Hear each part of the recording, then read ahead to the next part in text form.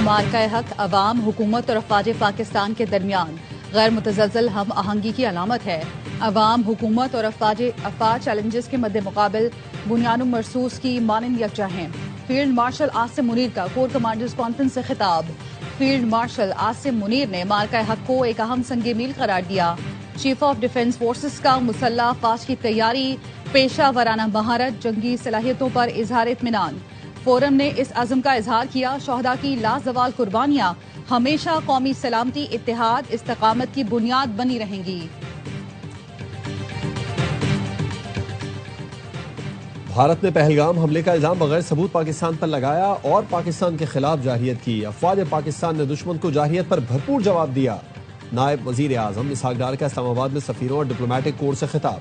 कहा, पाकिस्तान ने field marshal Asim Munir की क़यादत में अपना बेहतरीन दिफा किया। पाकिस्तान अपनी जमीन के एक एक इंच की हिफाजत करना जानता है। ब्रेकिंग न्यूज है, ईरान के मुत्तहदा अरब अमारात पर मिसाइलों और ड्रोन से हमले। अमाराती वजारत दिफा ने बताया है कि मुत्तहदा अरब अमारात का फजाई दिफाई निजाम मुतहर्रिक हो गया। ईरान से आने वाले मिसाइलों और ड्रोन हमलों से निपट रहे हैं। मुख्तलिफ इलाकों में धमाके फजाई दिफाई कार्रवाइयों का नतीजा है। दिफाई निजाम बैलिस्टिक क्रूज मिसाइलों और ड्रोन को रोक रहा है। अमाराती वजारत दिफा की जानिब से ये बताया जा रहा है कि ईरान के मुत्तहदा अरब अमारात पर मिसाइलों और ड्रोन से हमले हुए हैं। मुत्तहदा अरब अमारात का फजाई दिफाई निजाम मुतहर्रिक हो गया। ईरान से आने वाले मिसाइलों और ड्रोन हमलों से निपट रहे हैं। अमाराती वजारत दिफा के मुताबिक मुख्तलिफ इलाकों में धमाके फजाई दिफाई कार्रवाइयों का नतीजा है। दिफाई निजाम बैलिस्टिक क्रूज मिसाइलों और ड्रोन को रोक रहा है। आबनाए हुर्मुज में कार्रवाई दिफाई इकदाम है, लड़ना नहीं चाहते। ईरानी बंदरगाहों को घेर रखा है। अमरीकी वजीर जंग की प्रेस ब्रीफिंग। कहा, आबनाए हुर्मुज आलमी गुजरगाह है, ईरान को टैक्स वसूल करने की इजाजत नहीं देंगे। ईरान के लिए बेहतर होगा कि वो महसूर जहाजों को बाहिफाजत गुजरने का रास्ता दे। पीट हेग्ज़त ने हुर्मुज पर ईरानी कब्जे का दावा मुस्तरद कर दिया। प्रोजेक्ट फ्रीडम का मकसद आबनाए हुर्मुज में जहाजों को महफूज रास्ता देना है। जनरल डेनकेन ने ईरान जानबूझकर अपने पड़ोसी ममालिक पर हमला कर रहा है। ईरान ने अमरीकी जंगी जहाजों पर भी 10 मरतबा हमले की कोशिश की। ईरान ने 2 तिजारती जहाजों को कब्जे में ले रखा है। नाकाबंदी में 15,000 अमरीकी एहलकार हिस्सा ले रहे हैं।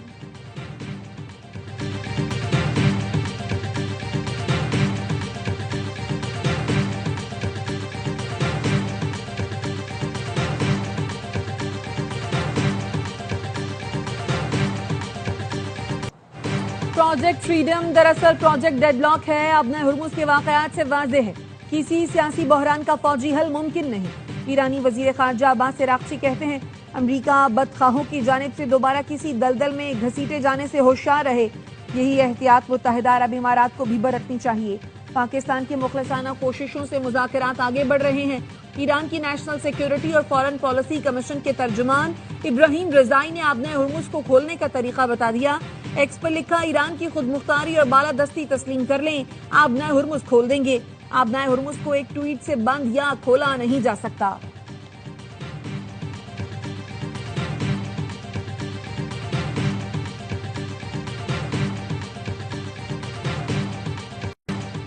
मुत्तहदा अरब अमारात की फजाई दिफाई कार्रवाई, मिसाइल और ड्रोन हमले नाकाम बना दिए। अमाराती वजारत दिफा ने बताया, ईरान के 12 बैलिस्टिक, 3 क्रूज मिसाइल और 4 ड्रोन तबाह किए। ईरान ने फुजैरा में ऑयल इंडस्ट्री जोन पर हमला किया। हमले के बाद आग भड़क उठी, 3 भारतीय शहरी जख्मी हुए। CNN ने दावा किया, UAE ने फजाई हमले रोकने के लिए इसराइल का दिफाई निजाम इस्तेमाल किया। तर्जुमान पासदारान इनकलाब का कहना है, फुजैरा में तेल तनसीबात पर हमले का तयशुदा मंसूबा नहीं था। जो कुछ हुआ वो अमरीकी फौजी मुहिम जोई का नतीजा था। इब्राहिम जुल्फिकारी ने एक्स पर लिखा, मुत्तहदा अरब अमारात के खिलाफ कार्रवाई जवाबी रद्द-ए-अमल था। मजीद हमले हुए तो ईरान अहम अमाराती तनसीबात पर बमबारी से दरेग नहीं करेगा।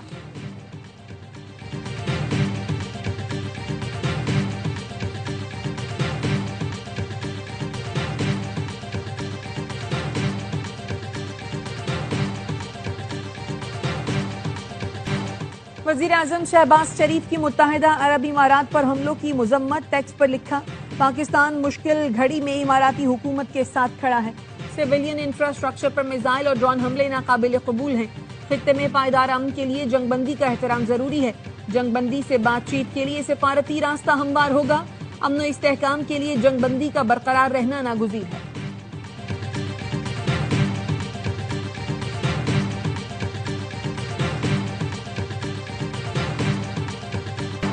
عالمی رہنماؤں کی متحدہ عرب امارات پر حملے کی شدید مذمت۔ برطانوی وزیر اعظم نے کہا ایران خطے میں کشیدگی میں اضافہ روکنے کے لیے سفارتکاری کی جانب آئے۔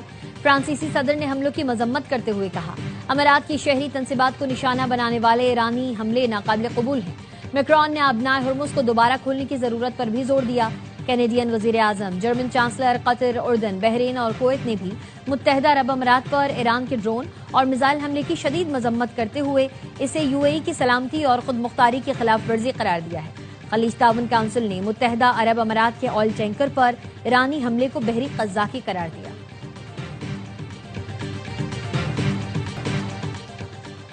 متحدہ عرب امارات کا بین الاقوامی برادری کی جانب سے ایرانی حملے کی مذمت اور اظہار یکجہتی کے پیغامات کا خیر مقدم۔ UAE کے صدر کے مشیر انور قرقاش نے ایکس پر لکھا بین الاقوامی برادری کا موقف اس بات کی تصدیق ہے کہ ایران جارح فریق ہے۔ ایران خطے میں بحران کو بڑھانے کا ذمہ دار ہے۔ یہی نہیں، ایران امن و استحکام کے لیے خطرہ اور عدم تحفظ کا باعث بھی ہے۔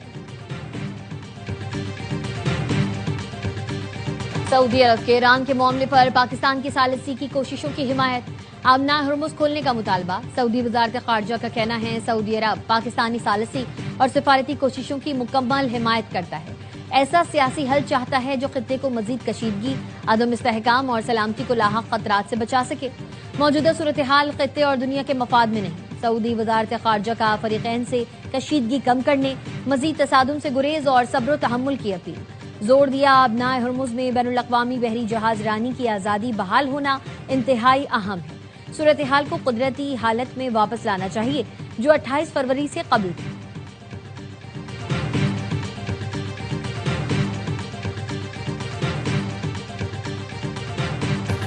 ایران کو کسی صورت جوہری ہتھیار حاصل کرنے کی اجازت نہیں دیں گے۔ امریکی صدر ڈونلڈ ٹرمپ کہتے ہیں ایران کے خلاف جنگ کی حمایت نہیں کرتا، مجھے جنگیں پسند نہیں۔ حالات بگڑے تو ایران کو ایسے سنگین مسائل کا سامنا کرنا پڑ سکتا ہے جن کا تصور بھی محال ہے۔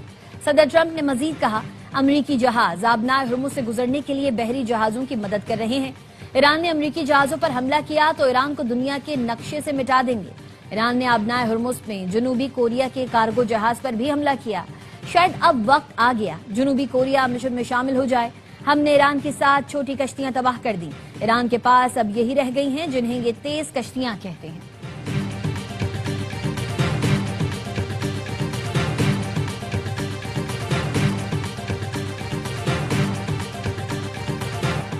پاسداران انقلاب نے ایرانی فورسز کی کشتیوں کو نشانہ بنانے کا امریکی دعویٰ مسترد کر دیا۔ بیان میں کہا امریکی فوج نے آبنائے ہرمز میں عام شہریوں کی 6 ایرانی کشتیوں کو نشانہ بنایا۔ یہ سامان اور مسافروں کو لے جا رہی تھی۔ حملے میں 5 افراد جاں بحق ہوئے۔ ایرانی فوج کے commander in chief major general Amir Hatami نے خبردار کیا امریکی ایئر کرافٹ کیریئر کی آبنائے ہرمز کی جانب بڑھنے کی کسی بھی کوشش کا بھرپور طاقت سے جواب دیا جائے گا۔ ایران نے دشمن سے نمٹنے کے لیے کروز میزائل اور لڑاکا ڈرون تعینات کر دیے ہیں۔ خلیج فارس پر نظر رکھے ہوئے ہیں۔ ایرانی سمندروں کے 1-1 انچ کا دفاع کیا جائے گا۔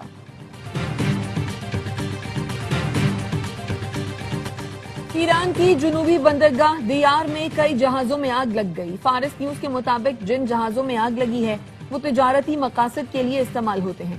فائر فائٹنگ ٹیمیں آگ پر قابو پانے کی کوشش کر رہی ہیں۔ آگ لگنے کی وجوہات معلوم نہیں ہو سکی۔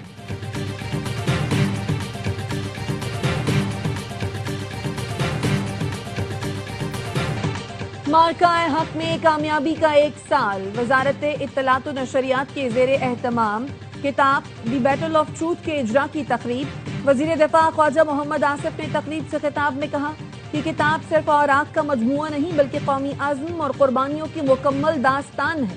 عطا طارر نے وزارت اطلاعات و نشریات اور ISPR کی کاوشوں کو خراج تحسین پیش کیا۔ لیفٹیننٹ جنرل ریٹائرڈ عامر ریاض نے کہا بھارت کے خلاف پاکستان کو تاریخی کامیابی نصیب ہوئی۔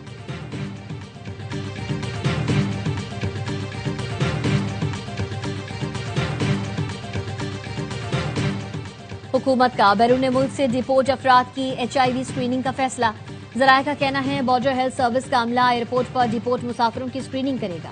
وزیر اعظم شہباز شریف کی زیر صدارت وزارت قومی صحت کے امور پر جائزہ اجلاس۔ وزیر اعظم کا کہنا تھا شہریوں کو بہترین طبی سہولتوں کی فراہمی حکومت کی اولین ترجیح ہے۔ ہیپاٹائٹس کنٹرول کے لیے وزیر اعظم ہیپاٹائٹس پروگرام کے نفاذ میں تیزی لائی جائے۔ ملک بھر میں آٹیٹس آٹو ڈسیبل سرنج کا استعمال یقینی بنایا جائے۔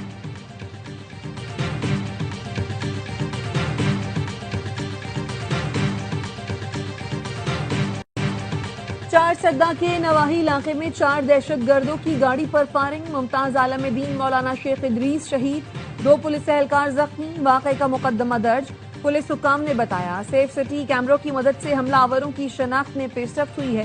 واقعے کے خلاف JUIF کا کل خیبر پختونخوا میں احتجاج کا اعلان۔ صدر زرداری اور وزیر اعظم کا مولانا محمد ادریس کی شہادت پر اظہار افسوس، لواحقین سے دلی ہمدردی اور تعزیت کا اظہار۔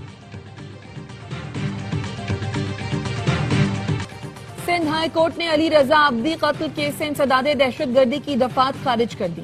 عدالت نے ریمارکس دیے اہم اور حساس کیس کی غیر پیشہ ورانہ، نامکمل اور کمزور تفتیش کی گئی۔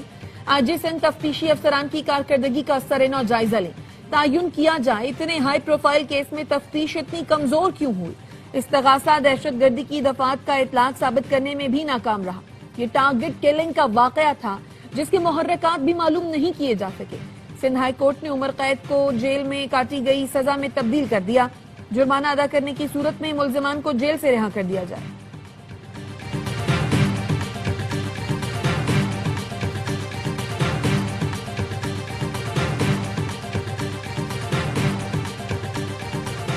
کراچی کے BRT ریڈ لائن منصوبے میں تاخیر پر سندھ ہائی کورٹ کا بھی تشویش کا اظہار۔ دوران سماعت جسٹس نثار احمد بھمرو نے ریمارکس دیے، یونیورسٹی روڈ صفورہ تک ایسے ہی پڑا ہے۔ منصوبہ شروع ہونے کے فوری بعد اطراف کی سڑکیں بننی چاہیے۔ ایسے تو نہیں ہو سکتا کہ پوری عمر منصوبے پر کام کرنے کی ذمہ داری دے دی گئی ہو۔ ریڈ لائن لا 2 کے کانٹریکٹر کا دفتر سیل کرنے کے خلاف کیس میں درخواست گزار کے وکیل نے کہا بار بار ڈیزائن تبدیل ہوتا رہا، K4 کی لائن بھی ڈالی جائے گی۔ عوام میں یہی تاثر دیا جا رہا ہے تاخیر کی وجہ کانٹریکٹر ہے۔ جسٹس سلیم جسر نے کہا اتنا بڑا منصوبہ ہے اور ڈیزائن ہی نامکمل ہے، اتنے بڑے دماغ کہاں سے آئے ہیں۔ عدالت نے ایڈوکیٹ جنرل سندھ اور ٹرانس کراچی کے وکیل سے کل دلائل طلب کر لیے۔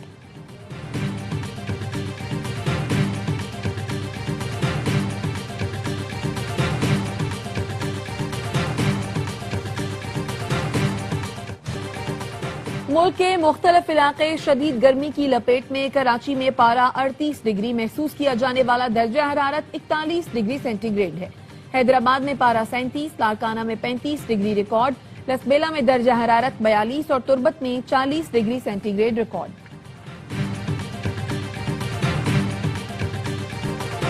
سندھ کابینہ نے کراچی کی سڑکوں کی بحالی کے لیے 6.5 ارب روپے کی منظوری دے دی۔ وزیر اعلیٰ سندھ کہتے ہیں کراچی کی سڑکوں کی مرمت کے لیے فوری فنڈ جاری کیے جائیں۔ کابینہ نے لاڑکانہ میں نکاسی آب کے نظام کی بہتری کے لیے 4 ارب روپے منظور کر لیے۔